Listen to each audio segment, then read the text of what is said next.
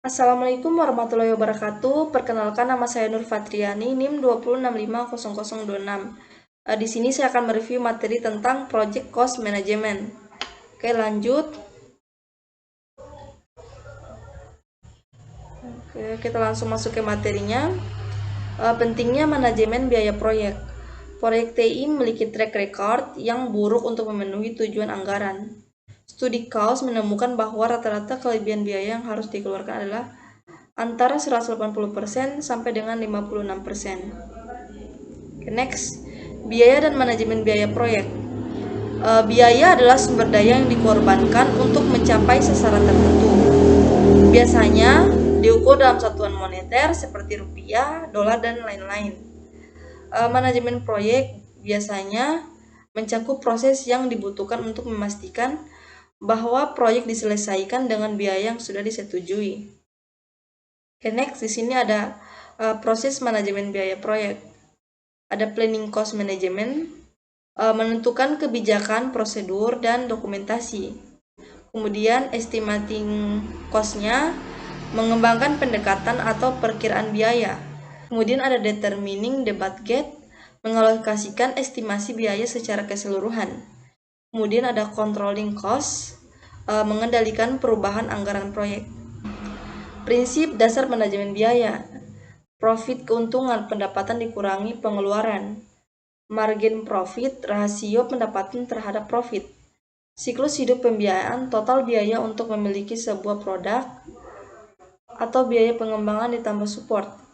Cash flow analis, menentukan estimasi biaya dan keuntungan tahunan untuk sebuah proyek dan cash flow yang dihasilkan selama setahun, dan masih banyak lagi. Manajer proyek harus menganggap serius estimasi biaya jika mereka ingin menyelesaikan proyek sesuai anggaran. Penting untuk dikenali jenis-jenis estimasi biaya, bagaimana menyiapkan estimasi biaya, dan masalah-masalah umum dalam perkiraan biaya TI. Next, penganggaran biaya. Penganggaran biaya ini melibatkan pengalokasian estimasi biaya proyek terhadap butir pekerjaan proyek dari waktu ke waktu.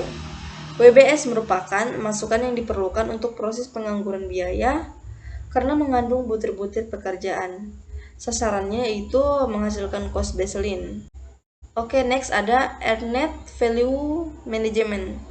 EVM adalah alat untuk mengukur kinerja proyek yang mengintegrasikan ruang lingkup waktu dan data biaya.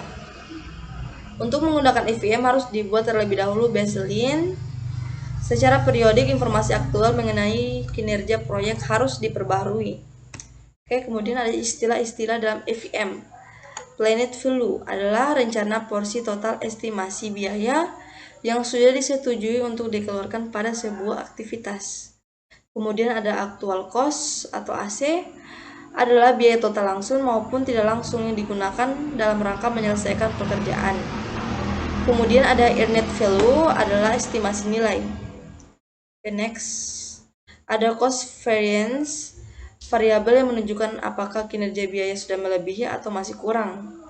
Kemudian ada schedule variance, variabel yang menunjukkan apakah jadwal yang lebih lama atau lebih lambat dari yang direncanakan. Kemudian ada cost performance index atau CPI, variabel yang dapat digunakan untuk mengestimasi biaya pada saat proyek selesai. Kemudian ada Schedule Performance Index SPI, variabel yang digunakan untuk mengestimasi waktu selesainya. Sekian review materi dari saya, lebih dan kurangnya mohon dimaafkan. Saya tutup dengan ucapan billahi taufiq wal hidayah. Wassalamualaikum warahmatullahi wabarakatuh.